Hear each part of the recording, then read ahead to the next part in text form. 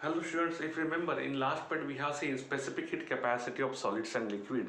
In that already we have learned definition of specific heat capacity, then we have seen the unit, SI system, CGS system. Also apart from that we have learned that if the mass is taken in kilogram and if it is taken in mole, how the formulas get changed, that also we have seen in last period. Now today we have to learn here specific heat capacity of gases. So before going in detail of this specific heat capacity of the gases, so the first thing you have to remember is that what?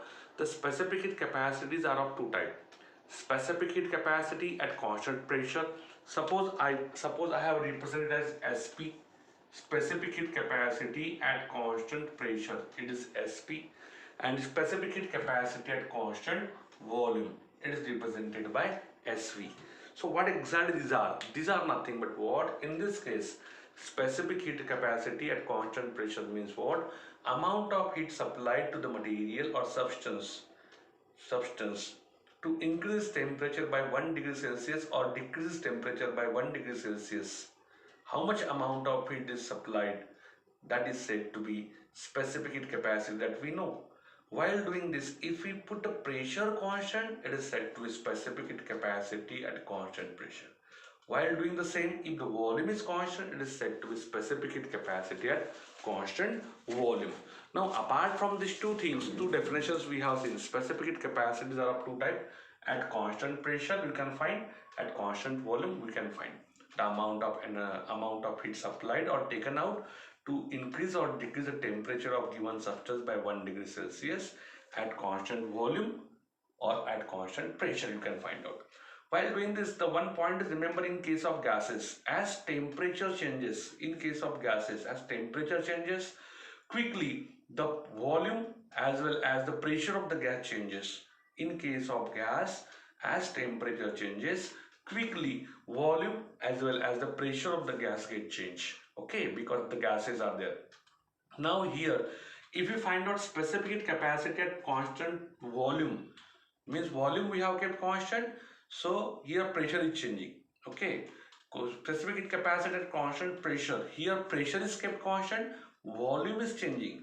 Now remember, in this situation, especially for this constant pressure, specific heat capacity at constant pressure, here if we see here, it is seen that when we put a pressure constant, means what is changing? Volume is changing. If the volume is changing, then this specific heat capacity at constant pressure is always greater than that of constant volume. Now the question comes, why it's so? It's very simple. As we are just finding the specific heat capacity at constant pressure, volume changes. So volume changes as there is surrounding pressure would be there. So to change the volume of any body, we have to apply much more force we require, and that's why specific heat capacity at constant pressure is greater than that of volume. I know that you don't understand this, still I will try to explain once again. So just see, in the topic 7.6.2 they have mentioned specific heat capacity of gases. Here they have mentioned the some work is done in specific heat at constant pressure, some work is done over a surrounding, on the surrounding, because volume is changing, and that work done over a surrounding is more. That's why specific heat capacity at constant pressure is greater than that of volume. I will tell you one of the best example for that. Suppose we have taken a balloon. I want to blow the balloon. We have to blow the air in the balloon. As we are blowing the air in the balloon by some pressure, what will occur? The balloon becomes bigger and bigger and bigger. Means what get changed? Volume of balloon get changed. And we require much more pressure to blow the air, because we have to just avoid, we have to do the work done over a surrounding pressure is there.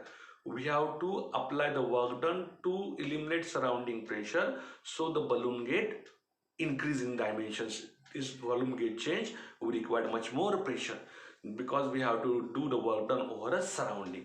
Same thing is here. At constant pressure, volume is changing, we have to apply much more energy to overcome, you have to apply much more energy or work done to overcome a surrounding factors. That's why specific heat capacity of gases at constant pressure is always greater than that of constant volume. Now here, if you remember, already we have learned there are two types of specific heat capacity. One is said to be principal specific heat, in which the mass of an material or substance was taken in kilogram, and another one is molar specific heat, where the mass is taken in the mole. Now let's start with the principal specific heat. So let's start principal specific heat capacity. Now what exactly principal specific heat capacity? Now here already I have told you there are two types. Two type means what? At constant pressure and constant volume. So these principal specific heat capacities are of two type. The first is said to be principal specific heat capacity at constant volume. At constant volume, and it was represented by SV. Volume is constant, so it was represented by constant volume. The first type, principal specific heat. So it is principal specific heat capacities are of two type. The first is principal specific heat capacity at constant volume. Second should be what? Principal specific heat capacity at constant pressure. So at constant pressure, it was represented by SP. So these are the two type of principal specific heat. Now here, what are the definition? Just I will read the definition from a book. The principal specific heat capacity of a gas at constant volume is defined as quantity of heat absorbed or released. Quantity of heat absorbed or released means supplied or given out. Quantity of heat absorbed or released for a rise or fall of temperature of a gas, temperature of unit mass of a gas by 1 degree Celsius or 1 degree Kelvin when we kept the volume constant. That is said to be principal specific heat at constant volume. I will tell you once again. The quantity of heat absorbed means supplied or given out. Quantity of heat supplied or given out, that means absorbed, quantity of heat absorbed or released for a rise or fall of temperature of 1 unit mass of substance or 1 unit mass of gas here, 1 unit mass of gas at constant volume is said to be principal specific heat at constant volume. So what is the point to be remember here? How much amount of gas we are going to take? Unit mass. Unit mass means we are measuring in kilogram. And for that, how much amount of heat is absorbed or taken out or released? How much amount of heat absorbed or released to increase the temperature of that gas by 1 degree Celsius, to increase the temperature or decrease the temperature of the gas by 1 degree Celsius. How much amount of heat is absorbed or released by that body? While doing this, we have kept the volume constant, so it is said to be the principal specific heat at constant volume. Similarly, this definition is exactly same. What should be changed only? There is change only what? While doing this, the pressure is constant. So I will read once again for this second definition. Principal specific heat capacity at constant pressure. It is defined as quantity of heat absorbed or released for a rise or fall of temperature of unit mass of the gas, for rise or fall of temperature of unit mass of the gas by 1 degree Celsius or 1 degree Kelvin when the pressure is constant. Then this much amount of heat absorbed or released is said to be principal specific heat at constant pressure. So these are the two type of principal specific heats. After that, let's go to next type of specific heat. Other than the principal specific heat, what is that? Molar specific heat. So let's start with this molar specific heat capacity. As we know, molar specific heat, mass of the gas is measured in mole, number of moles. Again, there are two type of specific heats. Molar specific heat capacity at constant volume, and second is what? Molar specific heat capacity at constant pressure. While doing that, if the volume is constant, it is said to be molar specific heat at constant volume, molar specific heat at constant pressure. And it was represented by CV and it was represented by CP. Always remember, principal specific heat is represented by SP and SV, or we can say SV, SP, principal specific heat. molar specific heat was represented by Cv and Cp for volume and pressure constant. Now what are the definition? It is exactly same. Instead of unit mass, we have to use 1 mole of gas. Just I will read the first one. The molar specific heat capacity at constant volume. So let's start with this. So it is defined as quantity of heat absorbed or released, quantity of heat absorbed or released for a rise or fall of temperature of 1 mole of gas. For rise or fall of temperature of 1 mole of gas. 1 mole is important. 1 mole of gas through 1 degree Celsius or 1 degree Kelvin. While doing this, volume is kept constant, then that amount of heat absorbed or released is said to be molar specific heat capacity at constant volume. Same for this, only while doing this, pressure is constant. So in this fashion, we have learned the 4 definition: principal specific heat at constant volume, principal specific heat at constant pressure, where we have used the word unit mass of gas. Then we have seen the molar specific heats at constant volume, molar specific heat capacity at constant pressure. While doing this, what should we use? 1 mole of gas. Gas measured in mole, that is said to be molar specific heat. Gas measured in unit mass, that comes in a principal specific heat. Now here we have to find out relation between this. Relation between principal specific heat and molar specific heat. What is the relation? How they are related to each other? So simple relation they have given. The molar specific heat is equal to mu times principal specific heat. Mu times principal specific heat. What exactly this is? This is molar specific heat capacity. Molar specific heat capacity. It is Cp now. So it is molar. And that is equal to mu is said to be molecular weight. Molecular weight of that material into Sp means principal specific heat. So principal specific heat capacity of the same material. Now this is a relation between the molar specific heat and principal specific heat at constant pressure. Similarly, you can write constant volume Cv equal to mu into Sv. So this is the relation between the principal molar specific heat and principal specific heat here at constant volume. This is at constant pressure. It's very simple equations. We can represent it like this. After that, we have to write the equation, heat equations.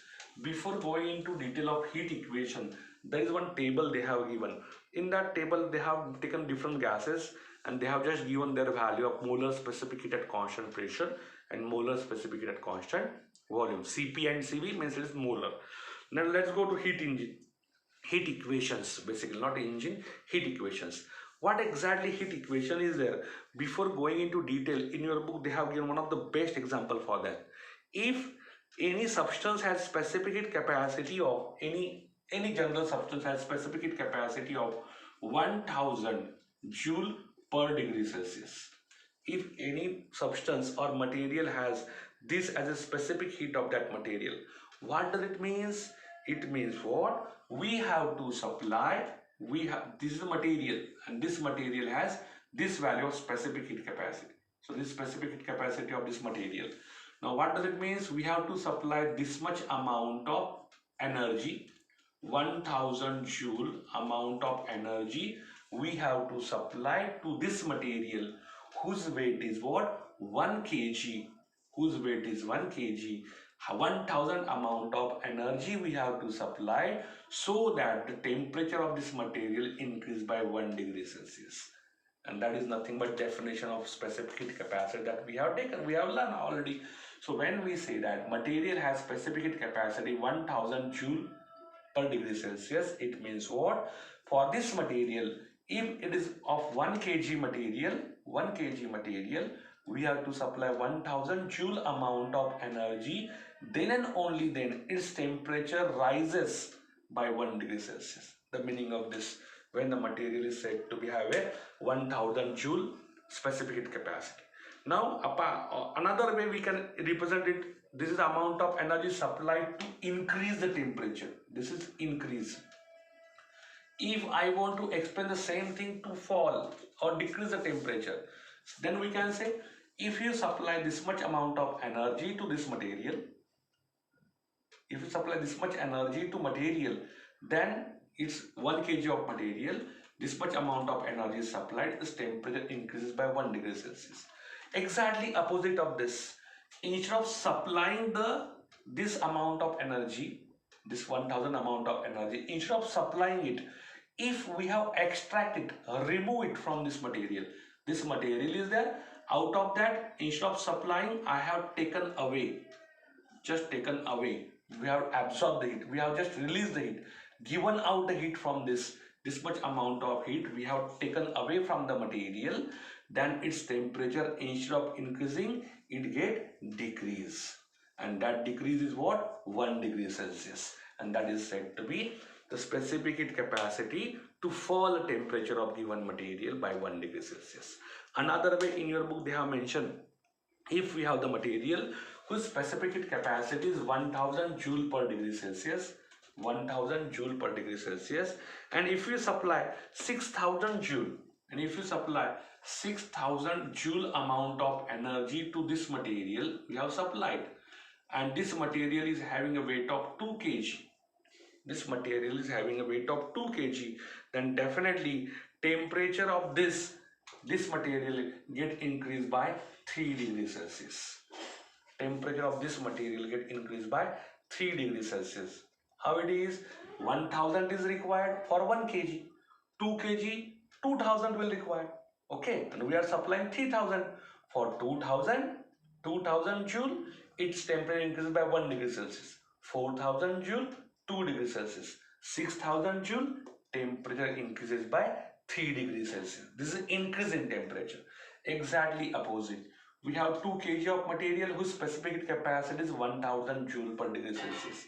And if we have removed 6000 joule amount of energy from this, we have removed this energy from the material, what will occur? The temperature of material decreases by 3 degrees Celsius, and that is nothing but a fall of temperature. So this here, heat received or given out, in general from this example we can write here, heat received or given out is suppose represented by Q. Q represent heat, amount of heat supplied or given out from the material. It would be directly depends on what? 3 factor. It depends on mass. It depends on mass if M is a mass. It depends on temperature, change in temperature. Suppose the change in temperature we have represented by delta T. It depends on mass, change in temperature delta T into specific heat capacity. As in general we can write. We have not mentioned here which type of specific heat capacity is this. This may be principal, this may be just, yes means what? Principal, basically it's principal specific heat. So amount of heat supplied or taken out depends on 3 factors. Mass of the material, if it is 1 kg, its value is different. 2 kg material, value get changed. So mass of material, the change in temperature, and the specific heat capacity of that material. So this equation Q equal to M into delta T into S, it is said to be heat equation. So itself this is nothing but a heat equation. Q equal to M into delta T into S, it is said to be heat equation. Below that there is one example. This all example is that within a 2 steps you can just complete that example. Try to understand application of this heat equation in that example. Now let's go to next. Heat capacity, or said to be thermal capacity. I will put it as it is. Heat capacity. Heat capacity, what exactly heat capacity or thermal capacity means? So heat capacity or thermal capacity means what? If I want to increase the temperature of whole body by 1 degree Celsius, I want to increase the temperature of whole body by 1 degree Celsius, then here the term comes heat capacity or thermal capacity of that material or the body. And it can be written as, again, heat received or given out. Instead of doing this thing, this formula of heat equation, here we don't know temperature, but here we want to increase the temperature by 1 degree Celsius. So delta T should be 1. Then you can write this as Q equal to amount of heat supplied or given out equal to mass into temperature, we know 1 into specific heat. So you can write mass into specific heat will decide the heat capacity of that material, or it is said to be thermal capacity of the material, because whenever the term comes heat capacity or thermal capacity, means we want to increase the temperature of that material or decrease the temperature of that material by 1 degree Celsius. Whole body temperature we want to increase or decrease by 1 degree Celsius. Then here delta T becomes 1, so we get heat capacity as Q equal to M into S. That much part is there. Then after that there is another topic, calorimetry. So this calorimetry means what? It is the one of the method. By that method you can measure the specific heat capacity of material. Calorimetry is one of the instrument. By that instrument you can measure the specific heat capacity of any material can be measured. We are not going in detail of this because we have to carry out one practical for this in 12th standard. At that time we'll see in detail what exactly this is. So we are not going in detail of this. The next topic is change of state, that was eliminated this year. The next one is sublimation. What exactly sublimation means? I hope all of you will learn about this. Sublimation.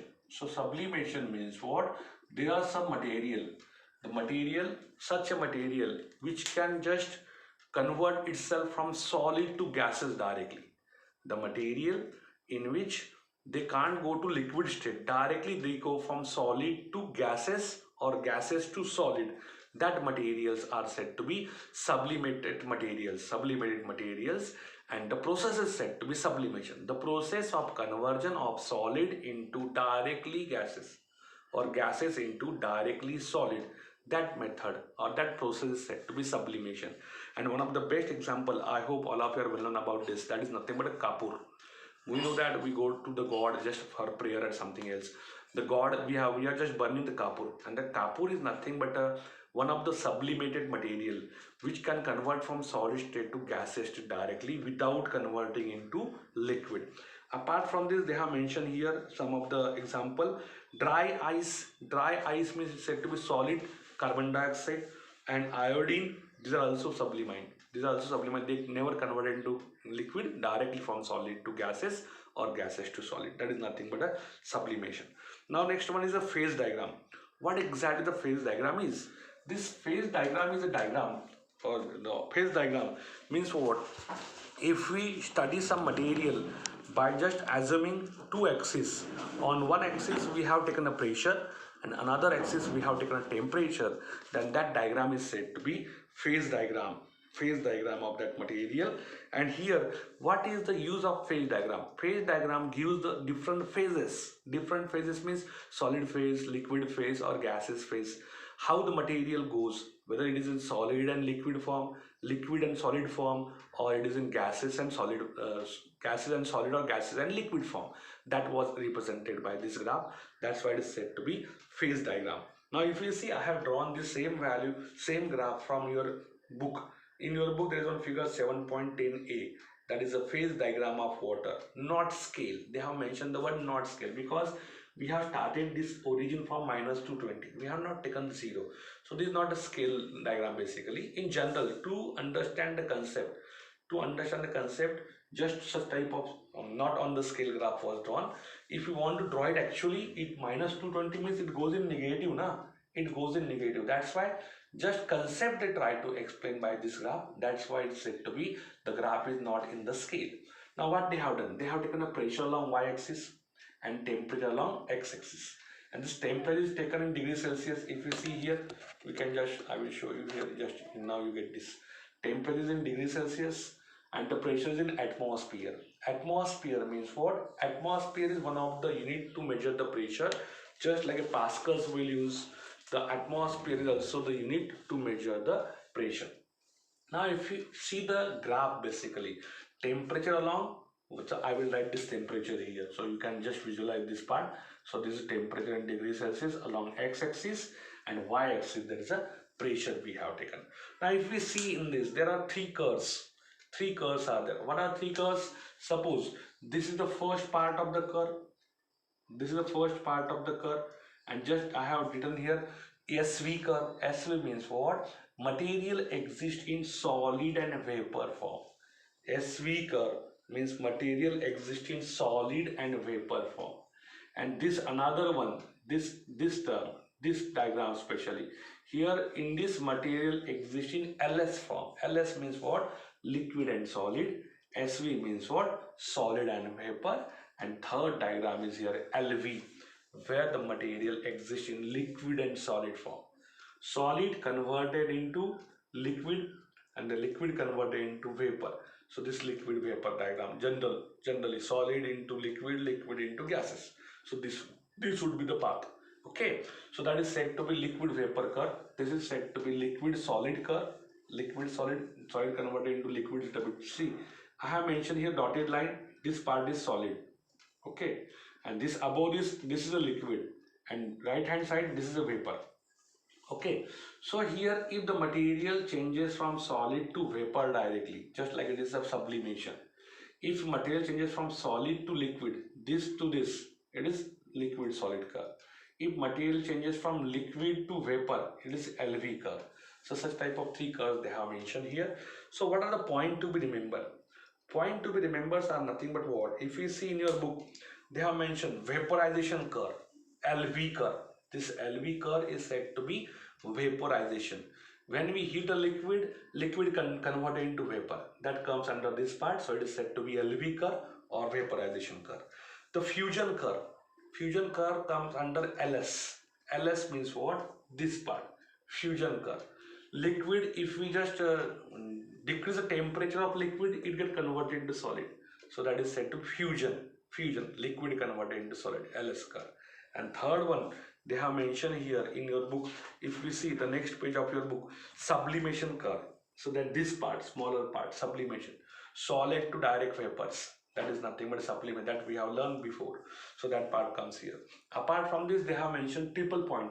All this curve, vaporization curve, fusion curve, and this sublimation curve meet at one point here. And this point is said to be triple point of that particular material for which we have plotted the phasor diagram. So this point where all these three curves meet together at this single point, that point is said to be triple point. And this graph was plotted for a water. That's why this is said to be triple point of water. Triple. Solid means ice, liquid means water, vapor means water vapors for a liquid. So this thing they have mentioned here. Apart from this, if we see the LV curve, what is the interesting point to remember? Here it is 1 atmosphere pressure we have taken, and for this 1 atmosphere pressure here, temperature if we see it is 100 degrees Celsius. At 100 degrees Celsius, water start boiling. So at this 100 degrees Celsius, water start boiling. Boiling means what? Boiling point of water is 100 degrees Celsius. So water start boiling means what? It start converting from liquid to gaseous phase, 100 degrees Celsius. Same thing it occurred at this point. At this point, if you see, I have mentioned 0.01 according to your book, 0.01 degrees Celsius. And for this, just 0.01 degrees Celsius or below this, definitely water get freezes. Freezes means what? Water converted into water to ice, and that particular curve contains nothing but this, the liquid to solid. And this part, sublimation, where directly solid or material converted from solid to gaseous state. So that is nothing but a sublimation. So in this fashion, we have learned these three processes and three curves, and we have seen the triple point of water from this phasor diagram. Now next part of our syllabus is what? Just they have tried to explain you the term gas and gas vapor. So let's start with this gas and gas vapor. What exactly difference between whether both are same? Gas and gas vapors are same? No, they are not same. Gases are different and gas vapors are different. How they are different, that we have to see. Now here the difference between these, to understand this, there they have mentioned one term, the critical temperature. In order to liquefy the gas, liquefy means what? We want to convert the gas into liquid form. Might be all of you are well known about the gas we are using at cooking place, that is said to be LPG, liquefied petroleum gas. Liquefied petroleum gas means it is a gas, but that is in liquid form. That's why they said liquefied means liquid. We have make it liquid, but liquid of what? Petroleum gas is there, we make it liquid. and that will occur at certain temperature and certain pressure. But remember, if we increase the pressure, some gases never come to liquid state. They never be liquefied by increasing pressures only. We have to change the temperature along with the pressure. We have to change the temperature along with the pressure. Then that gas is converted into liquid form. Liquid gas, we can say, just like LPG. Okay, and that temperature at which this will occur, that is said to be critical temperature. The temperature at which gas converted into liquid is said to be critical temperature.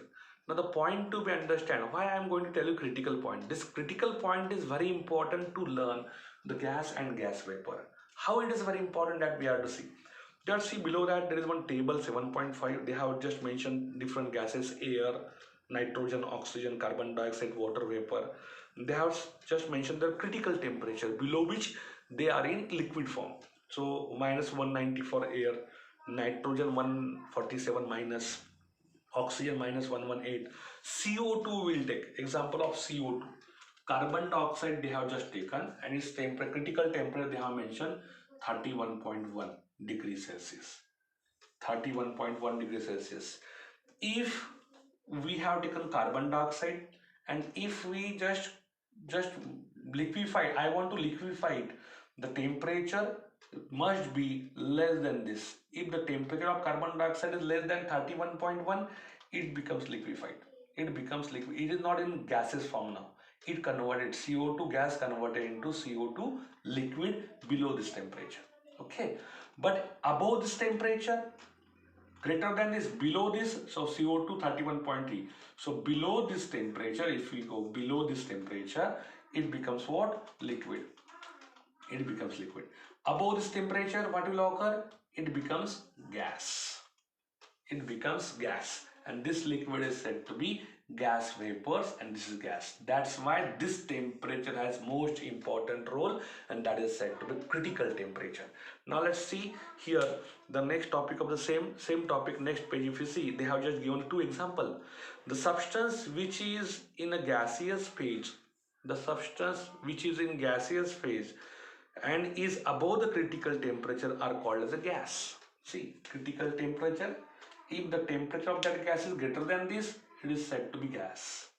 If it is temperature less than this, it is said to be liquid, or it is said to be gas vapor. So this is nothing but what? Difference between gas and gas vapor. Gas are the gas means what? Their temperature is greater than critical. If the temperature is less than critical value, it is said to be liquid form, or it is said to be gas vapor. Same thing they try to explain you. Now let's go to next topic, latent heat. If you see, if you remember, we have learned the specific heat capacities. Now what exactly is latent heat that we have to learn? So let's start with this latent heat. What exactly latent heat means? Latent heat means what? Amount of heat supplied to the material. Amount of heat supplied to the material, so that material change its own state without increasing its temperature. Then that amount of heat supplied is said to be latent heat. Just I will tell you once again. Latent heat means what? Amount of heat supplied to the material, so material change its state without increasing its temperature. Then the amount of heat supplied is said to be latent heat. Let's start with one of the example. Suppose we have this as a one beaker we have taken. In this beaker we have taken this as a water. So this is H2O, that water we have taken, means it is in liquid form. H2O, this is in liquid form. Okay, now when we heat this material, when we heat this liquid, or we can say water, when we heat it, when we heat the water up to 100 degrees Celsius, when the temperature of water comes to be 100 degrees Celsius, further I am supplying the heat to this, further I am supplying a heat to this water. Means what? Initially we have taken water, we start heating the water, and we have heated the water to 100 degrees Celsius. After that, still I heat, still after 100 degrees Celsius, I am trying to heat the water. You can surprise, the temperature of water remains 100 degrees Celsius. Temperature of water remains 100 degrees Celsius, but the level of water start decreasing. It start decreasing, As the level of water decreasing means what?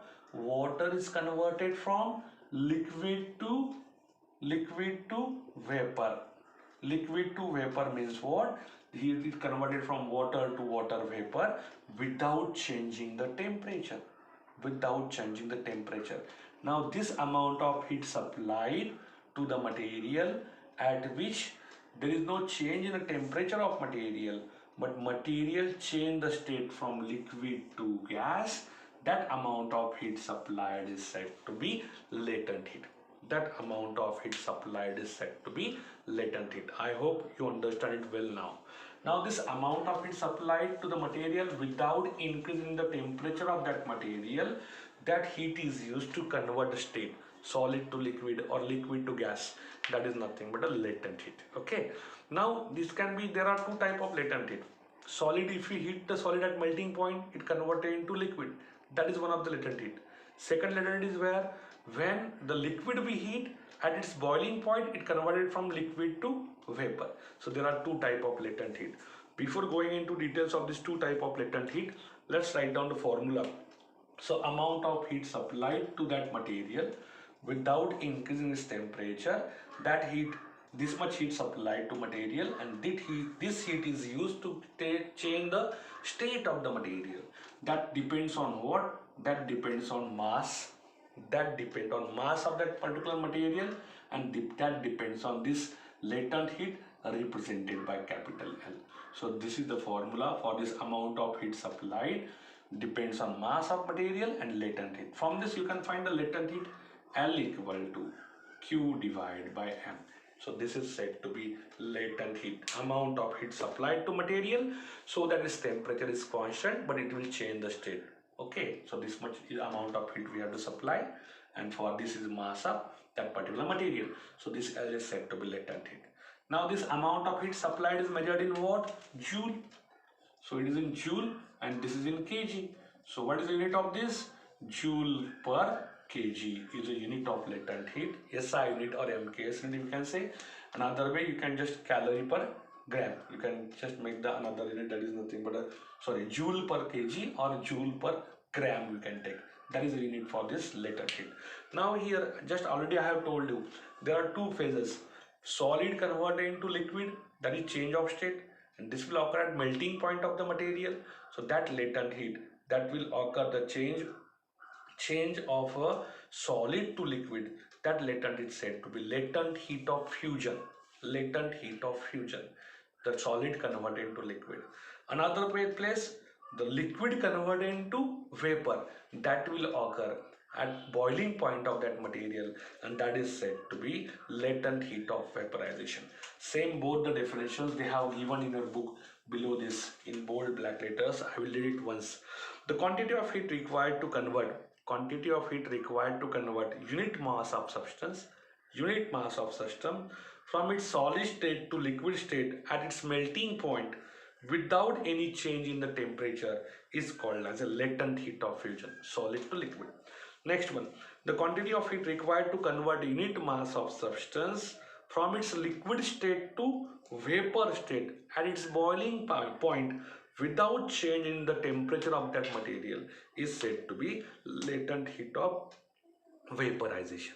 Same thing, just they try to explain you in terms of a graph in your book. This one figure 7.11. So I will try to draw it in short. So such type of diagram they have in your that 7.11. Such type of thing would be there. That will be state and goes further. Then again it stays like this, and then again it goes like this. Such type of graph they have shown. So what exactly this is? This is solid state. Solid state, and this is what? Melting temperature. Melting point we can say. At melting point, when we heat the solid, so this graph is in between what? Temperature and heat definitely. So this is the temperature and we have supplied amount of heat. So at certain temperature we are going to give the heat of that material. So at melting point, solid converted into liquid. So this is a liquid. And here when this constant part they have mentioned, this should be what? Boiling point. Boiling point of that material where liquid converted from this boiling point liquid to vapor, and this graph represents the change of state. First solid to liquid, second liquid to vapor. Liquid to vapor occur at boiling point and solid to liquid occur at melting point.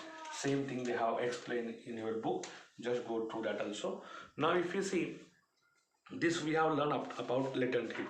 Now let's go to the heat transfer. What are the heat transfer, or what is meant by heat transfer? So let's start with this heat transfer. Heat can be transferred from one place to other place by three methods, and that we have to see. So the heat transfer. Heat transfer means what? How the heat get transmitted from one place to other place. How the energy get traveled. Heat is one of the energy. How the heat get travel from one place to other place, that we have to learn. The method of heat transfer. Now heat can be transferred from one place to other place by three methods. The first one, it is said to be forced conduction. So the first method of heat transfer is said to be conduction. Second method is said to be convection. Second method of heat transfer is said to be convection. And third method of heat transfer is said to be radiation. So heat can be transferred from one place to other place either by conduction or by convection or by radiation or combination of all these three. Now before going into detail further, let's see what is meant by conduction, what is meant by convection, what is meant by radiation. Conduction is a method in which heat transfer from one place to other place in terms of vibration of particle. Particles are not moving, they only vibrate, and the heat transfer from one particle to second to third to fourth. In this fashion, heat get transferred from one place to other place in terms of vibration of particle, and that will occur mostly in solids. That will occur mostly in solids, and that is said to be conduction. That is said to be conduction, in which particle only vibrate, they never get transmitted. Particles are vibrating, this particle vibrate, neighboring particle vibrate, this transfer to neighborer, again transfer to neighborer. In this fashion, in terms of vibration, heat energy transfer from this place to this place, and that method is said to be conduction. What is meant by convection? Convection is a method of heat transfer in which actual particle carry the heat and move to another place. Here particle is there, it will absorb the heat and it travel to this place.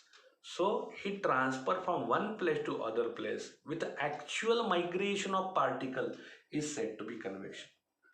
Heat transfer from one place to other place in terms of vibrations only, not a migration, only vibration, conduction. Heat transfer from one place to other place with actual migration of particle, convection. Radiation is third type of heat transfer, in which heat transfer in terms of electromagnetic waves. Electromagnetic wave, heat transfer in terms of electromagnetic wave, and that is said to be radiation, method of transfer of heat. Now here if you see, conduction is slow process as compared to convection. Conduction is slow. Convection is fast as compared to conduction.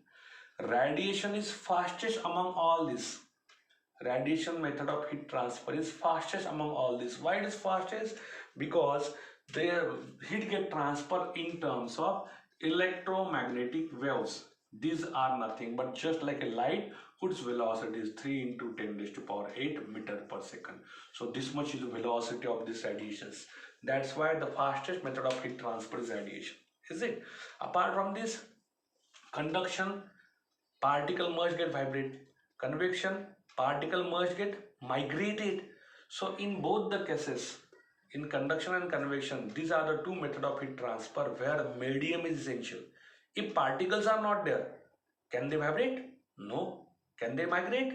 No. So there is no transfer of heat by conduction and convection if there is no particle. If there are particle, means there is a medium, then and only then conduction and convection get occur. If there is no medium, there is a vacuum. Vacuum means what? No single particle is there. There is no transfer of heat by conduction and convection because there is no medium. Okay, so conduction and convection is possible only when there is a material medium, there are particles. What about radiation? Radiation is third type of heat transfer, which is fastest heat transfer, which does not require any medium. If there is a medium, still it will travel. If there is no medium, still it will travel. So radiation is a heat transfer in which it does not depend on medium. If medium is there, still heat transfer. If medium is not there, vacuum is there, still heat get transfer. One of the best example for this, we are getting a sunlight from the sun to earth surface. We are getting sunlight or sun energy coming from the sun to the earth surface. In between sun and earth, somewhere outside the atmosphere of earth, there is a vacuum. No any medium is there, there is vacuum. Still we are getting here sunlight, and that is one of the best example for this radiations. Conduction, convection, radiation, heat transfer from one place to other place. I would like to tell you the same three concept in terms of another example. Basically, I would like to tell you basically these two concept by another example. Suppose I want to move from place, so just we have to consider two places. Suppose this is a point A and this is a point B. Point A and point B, they are just away, just suppose 1 kilometer away from each other. Distance between point A and B is 1 kilometer. Just I will just make it this a little bit down. So you just backward I will move so you can able to see. So point A and point B we have taken such that distance between point A and B is 1 kilometer. Now I want to transfer some bricks. Here there are a lot of bricks, thousand or lakh of bricks are there. I hope you know the bricks. So these are the bricks made up of, we can say, these are the bricks made up of soil bricks that are used for construction. So lack of crore of bricks we have, and we have 100 to 200 people to carry these bricks from A to B. There are two methods now. There are two methods to transfer the bricks from A to B 1 kilometer. How can we do? Just make one chain of peoples. 100 peoples we have. Just this distance is 1 kilometer. Suppose I have just standard these peoples like this. Suppose these are the peoples like this. I am just standard in the form of chain. Okay. So these are the peoples which stand here in the form of chain. So suppose these are the suppose 1000 or suppose 100 peoples are these. 100 peoples, I have just make one queue of 100 people. I have made one queue of 100 peoples. What the first will do? First will take a brisk, transfer to second without moving the position. Okay, just standing like this. It's just moving the hand. Take the brisk from neighbor. The first person just pick up the brisk, give to second. Second just take, give to third. Fourth take, give to fifth. In this fashion, the brisk get transferred from A to B without migration of these peoples. Peoples are not moving from their place. They are just vibrating. Take a brisk, transfer to other, vibrating. And this phenomenon is said to be conduction. Is it? This is the first method of transfer of brisk from A to B. Just make a chain, transfer one to second, second to third. Same way. Now just imagine the breeze are not a breeze. It is heat energy. Now heat get transferred from one particle to second, second to third, and after some time heat transfer from A to B 1 kilometer away in terms of vibrations only. That is said to be conduction. In second case, second method is what? I told 100 people that you don't form a chain. You don't form a chain. 100 people, everyone has to come here, take one brisk and move it here. The first, then the second, third, fourth, sixth, so on up to 100. So 100 people pick up 100 brisk and move it here and put it down. Again come back, again take 100, again go there. So this is a method in which the peoples are moving. Actually everyone comes here, pick up a brisk, hold it and goes and fall it down there 1 kilometer away. So this method in which actually humans are moving, the peoples are moving, they are changing their place, that method is said to be convection. So in case of breeze, suppose heat energy is there. In convection, the every particle absorb the heat and transfer it to another place. In conduction, just give to the neighbor. So this is a basic difference between conduction and convection. Radiation is a method in which heat gets emitted in the form of electromagnetic wave with the velocity of light. So it is the fastest method. And here conduction and convection require particle to do this. Peoples are required. If we don't have people, we can't transfer the breeze to this place.